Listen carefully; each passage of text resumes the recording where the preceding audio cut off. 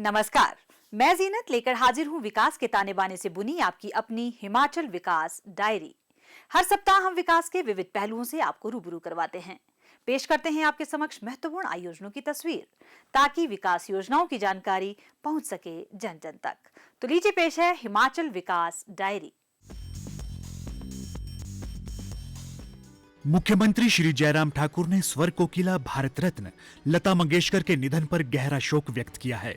मुख्यमंत्री ने अपने शोक संदेश में कहा, हम सबके लिए बहुत ही दुख का विषय है कि स्वर कोकिला और भारत रत्न लता मंगेशकर जी आज हमारे बीच में नहीं रही। निश्चित रूप से पूरे देश के लिए और देश क्या मैं समझता हूँ पूरे विश्व के लिए एक बहुत बड़ी क्षति ये हुई है। लता मंगेशकर जी का बहुत बड़ा एक योगदान फिल्म जगत में जो जितने भी मशहूर गीत हुए हैं और फिल्म जगत के अलावा बाकी जितना भी उनका कला के क्षेत्र में एक योगदान रहा है उसको कभी भी भूला नहीं जा सकता है।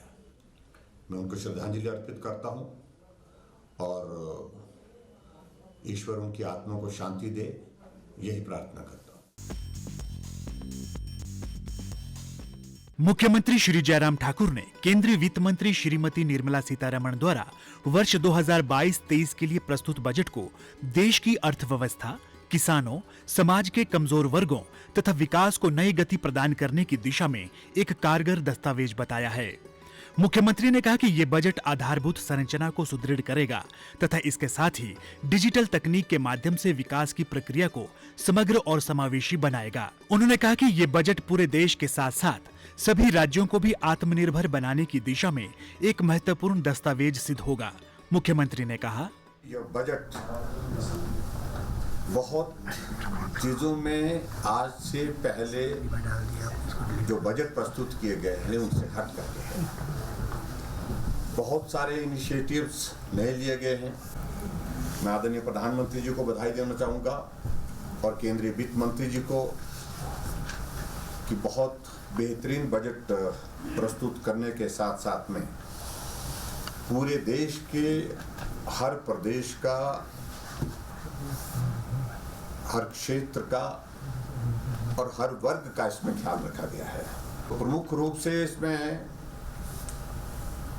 जो प्रधानमंत्री गति शक्ति के माध्यम से, चाहे वो सड़कों की बात है, चाहे वो रेलवे नेटवर्क की बात है, चाहे वो हवाई अड्डे की बात है, चाहे वो बंदरगाह की बात है, चाहे वो सार्वजनिक परिवहन प्रणाली की बात कहें और चाहे हम जलमार्ग की बात कहें, सभी चीज़ों को, सभी इन जो हमारे ट्रांसपोर्टेशन के जो माध्यम हैं उनको मजबूती देने की दिशा में और उनको गति देने की दिशा में एक बहुत ही महत्वपूर्ण पहल हुई है। मुख्यमंत्री श्री जयराम ठाकुर ने गत दिनों मंडी जिला स्थित माता बगलामुखी मंदिर के लिए बनने वाले 800 मीटर लंबे बगलामुखी रोपवे की आधारशिला रखी। ये रोपवे राज्य का पहला रोपवे है जिसका निर्माण ग्रामीण क्षेत्रों को रोपवे से जोड़ने के लिए भारत सरकार द्वारा स्वीकृति मिलने के बाद नाबार्ड के वित्त पोषण से किया जा रहा है। श्री जयराम ठाकुर ने बाखली में लोगों को संबोधित करते हुए कहा कि इस रोपवे का निर्माण 50 करोड़ रुपए की लागत से 1 वर्ष के भीतर किया जाएगा। मुख्यमंत्री ने कहा, हमारा ये रोपवे का प्रोजेक्ट 800 मीटर का हमारे ऊपर मंदिर तक पहुंचेगा। लक्ष्य है कि 1 साल से पहले इसको पूरा कर लिया जाए। लेकिन मैंने आज कहा, जो रोपवे के हमारे सारे यहाँ पर प्रमुख लोग आए हैं, अधिकारी लोग, हमने कहा कि इसका आनंद तो तब आएगा जब इस रोपवे को आप इस पार्क के साथ भी यहाँ पर जोड़ेंगे।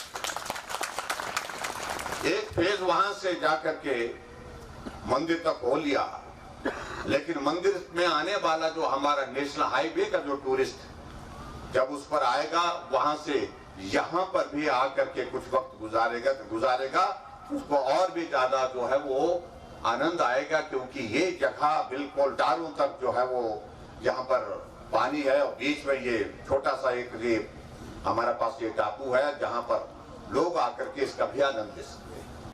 मुख्यमंत्री ने कहा कि राज्य सरकार ने केंद्र को वित्त पोषण के लिए 4 रोपवे भी national highway logistic management limited को भेजे हैं।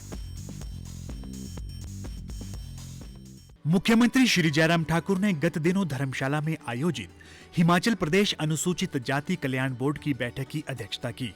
इस अवसर पर मुख्यमंत्री ने कहा कि अनुसूचित जाति वर्ग का उत्थान और उनका सामाजिक आर्थिक विकास प्रदेश सरकार का मुख्य ध्येय रहा है और केंद्र एवं राज्य सरकार द्वारा इन वर्गों के लिए प्रारंभ की गई कल्याणकारी योजनाओं का अधिकाधिक लाभ प्रदान करना राज्य सरकार की उच्च प्राथमिकता रही है।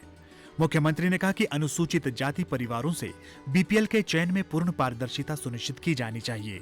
मुख्यमंत्री ने कहा, अनुवर्ती कार्यक्रम योजना के अंतर्गत जो सिलाई मशीन है उसको 1800 रुपये अभी तक देते हैं और इसके अतिरिक्त जो औजार वगैरह या दूसरी सारी चीजें जो देते हैं उसमें हम 1300 रुपये देते हैं। मुख्यमंत्री स्वर्ण जयंती आजीविका अनुदान योजना के नाम से जो है उसको संशोधित करके इसको 5000 रुपये करने की घोषणा करता हूँ, जिसमें मुझे लगता है कि दोनों कैटेगरी जो जितनी भी कैटेगरी उनको बहुत बड़ा एक लाभ मिलेगा। हम सुनिश्चित करेंगे 12 जिले जितने हमारे हिमाचल प्रदेश में हैं, 12 जिले के कॉलेज को हम आइडेंटिफाई करेंगे। 12 जिले के 12 कॉलेज में एक जो हमारा जो लाइब्रेरी होगी, कॉलेज की लाइब्रेरी होगी, उसको डॉक्टर भीमराव अम्बेडकर जी के नाम पर हम उसको करेंगे। और अब वक्त हो गया है आपसे विदा लेने का। अगले सप्ताह नए अंक के साथ इसी दिन इसी समय फिर होगी मुलाकात। तब तक के लिए दीजिए इजाजत। नमस्कार।